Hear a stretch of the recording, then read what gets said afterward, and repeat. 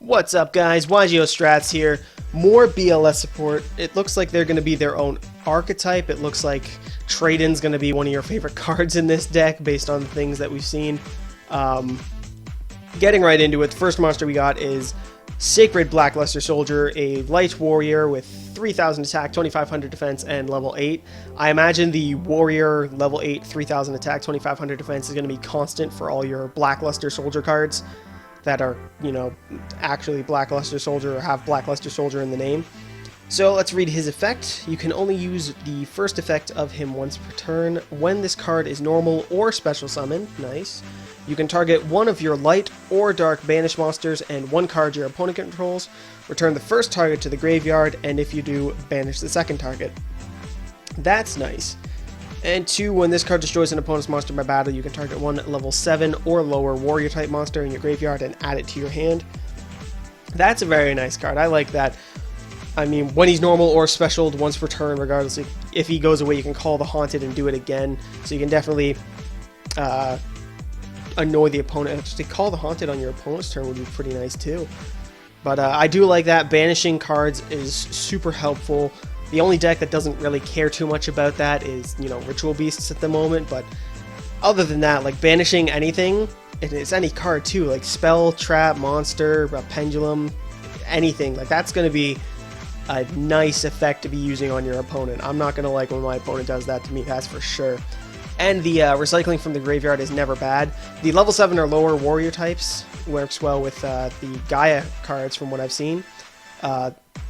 Getting into the Gaia card we got here, Awakened Gaia, the Fierce Knight, Dark Warrior, level 7, 2300 attack, 2100 defense. I imagine Gaia cards are going to be similar to Blackluster Soldier in that all the Gaias are going to be level 7 with 2300 attack, 2100 defense, and then this entire deck seems to be a warrior type deck, more or less, so getting into his effect, you can only use the second effect of him once per turn. If your opponent controls more monsters than you do, you can normal summon him without tribute. That's nice, so just normal summon a 2300 beater if they go first. Never a bad thing. If this card is tributed, you can special summon one Blackluster Soldier monster from your hand or graveyard. That is the once per turn effect. That's really nice, actually. You'd be tributing him with the ritual spells. You'd be tributing him to summon, Sacred Blackluster Soldier, maybe. So definitely a lot of versatility, and then you can just special summon one from your hand or graveyard. I mean, if you tribute him with the ritual spell and special summon Blackluster Soldier, or Sacred Blackluster Soldier, you'd get to banish one card they control, recycle a banished card to use again later on, and have your level 8 ritual one too, so that's really nice. And then if you ritual summon a Blackluster Soldier, you can banish this card from your graveyard as one of the monsters required for the ritual summon, so that's nice. And with level 7, you'd only need one other monster to get it out, and from what I've seen, we have new Sakuriboh, so that would work really well, assuming one of them has the effect to banish from the graveyard as well.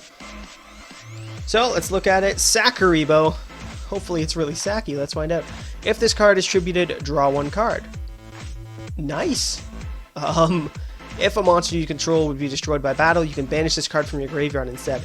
That's interesting. So I do like the drawing cards. Drawing cards is never a bad thing to do. It's just gaining advantage, and especially with a ritual deck, if you are going to be tributing it from your hand to meet the requirements.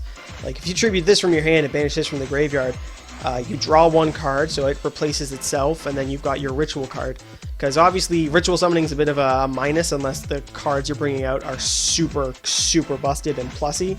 It's you're playing one card, getting rid of one or two more to special another one from your hand, and you have to have all those on the field. So it's really like a -1 or 2 unless the cards themselves can start plussing for you. And Sakuriboh seems to be doing just that for us with drawing one card. And then the fact that when he's in your graveyard, you can banish it and protect something from being destroyed by battle is really nice. If they do happen to have Honest, you can have this and save it, and then you take damage obviously, but you're safe. Your monster's safe for a turn. If it is banished, you can return it with Sacred Blackluster. That'd be a nice thing to do, maybe, depending on what you've got on board and what they have. So I do like that card. Little cybernetic Sakuriboh. Looks like he's got, like, implants or something, like just enhanced with metal claws. And then we got Curry Ball, another Sakuriboh card. Dark Fiend, level 1, 300, 200 for attack and defense. Same with Gaia and Blackluster Soldier. I imagine any Sakuriboh variant is going to be a Fiend with 300 attack and 200 defense. That's pretty much been the state for all of them, you know, all Sakuriboh cards up to date. Kuriball's effect is when a monster attacks, you can send this card from your hand to the graveyard, change the attack monster to defense position. That's not bad. It never hurts to just switch it into attack, and if it's declared the attack, they can't change it back. So if it's something with high attack and low defense, you can get over it then. So not a bad thing. And then if you ritual summon a monster, you can banish this card from your graveyard as one of the tributes required for it. That's nice. So that's actually, like I said earlier, that combos well with Awakened Fierce Knight, because 7 and 1, you've got 8. That's your Blackluster Ritual monster. So that works really well. I don't know how much they're going to see play. I can see Sakuriboh being played for the draw power, just because, you know, drawing never hurts. People might run, I don't know, maybe 1 or 2 of this. Who knows? Not a bad card. That second effect is really what's going to be bigger for people than the first effect, I imagine. Not that the first effect is bad. So they're also getting a field spell by the looks of things. Chaos Field, fitting name. You can only activate 1 Chaos Field per turn, so no slapping it down on top of another one to get multiple effect uses off. Looking at you, Dragon's Ravine and Gates to the Dark World. When this card is activated, you can add 1 Blackluster Soldier Ritual monster or 1 Gaia the Fierce Knight monster from your deck to your hand. Oh, if only that wasn't Ritual monster. If that was just add 1 Blackluster Soldier, this would be bananas. Just search out Envoy at the beginning because I can. Why not? 2. Each time a monster is sent from the hand or field to the graveyard, put 1 spell counter on this card for each monster sent. Maximum of 6. And then once per turn, you can remove 3 spell counters from this card, add 1 ritual spell from your deck to your hand.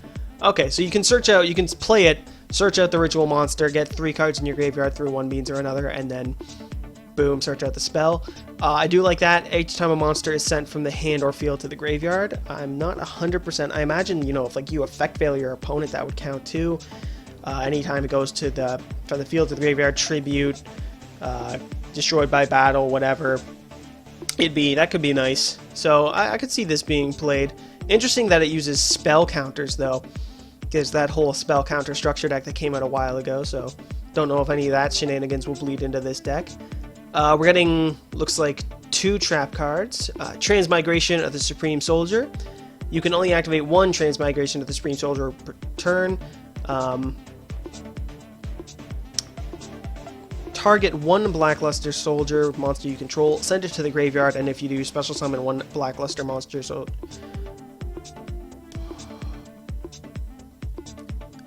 Transmigration of the Supreme Soldier. You can only activate 1 Transmigration of the Supreme Soldier. I don't know if that's a typo or not. It might be like once per turn. You can only activate 1 per turn. Target 1 Blackluster Soldier monster you control, send it to the graveyard, and if you do, special summon 1 Blackluster Soldier monster with a different name from your hand, ignoring the summoning conditions. That's nice. And during your main phase, except during the turn this card was sent to the graveyard, you can banish this card from your graveyard, target 1 Blackluster Soldier monster in the graveyard, and add it to your hand. So this has a lot of playability. I mean, if they happen to, you know, compulsate a monster, a Blackluster Soldier you just summoned, you can just chain this, send it to the graveyard, special summon another Blackluster Soldier with a different name in your hand. So you could just, you know, summon the ritual one, they compulse. Well, screw you, I'm going to chain this and pull out Envoy at the beginning, who's even more problematic because it ignores the summon conditions. That's very nice. And then it allows you to recycle stuff when it's in your graveyard the next turn. So anything that allows you to have like a play on the field and a play once it's in your graveyard is super nice to have. I can definitely see this one being played.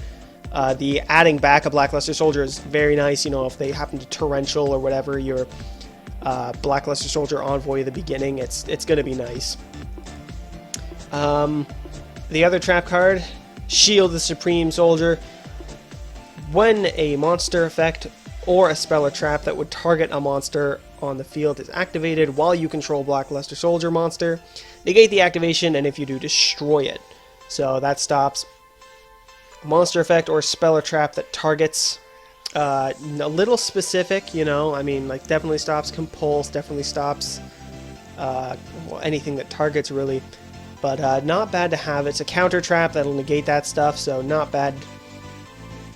Honor Arc would be another one that would stop this Castell, so common outs to problem cards to a Blackluster Soldier, really funnily enough.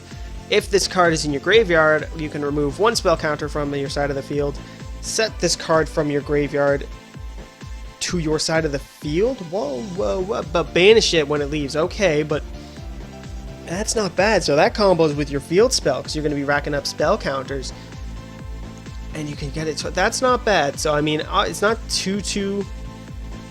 I mean, there's the targeting requirement, but that could be very useful. I do like the look of that. So it's actually, that one's actually a counter trap, and then we have one normal trap. And then we've got one more card, it looks like, Soul of the Supreme Soldier. It is a warrior, level 1, 0 attack, 0 defense. You only use each effect of Soul of the Supreme Soldier once per turn.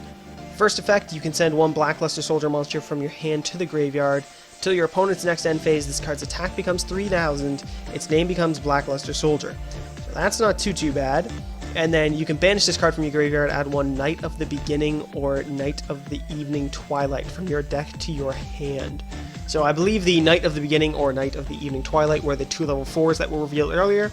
I do not have a video on those because I was not operating a channel at the time that I saw those, I don't believe. But the first effect isn't too bad if you've got a lot of dead BLS cards in your hand. If you got too many level 8s and no trade-ins, you can use this, ditch one, have a 3,000 beat stick till your opponent's next turn, and then do whatever you need. And then the fact that its name becomes Blackluster Soldier means that you're also going to be able to use your, Shield of the Supreme Soldier or Transmigration of the Supreme Soldier, or even 2, because you could discard one, make him become BLS, set this, and then at the end of your opponent's turn, chain Transmigration, and then pull out a different BLS from your hand. So not too bad. I'll be interested to see how many of these see play. I definitely think it's going to be a fan favorite archetype. It's just BLS as an entire archetype. That's going to be nuts. I'm looking forward to these things. So yeah, those are those cards. Thank you guys for watching. Feel free to leave any comments about what you think about the new BLS archetype. Is it going to be good? Do you think it's going to be meta? How excited are you for it?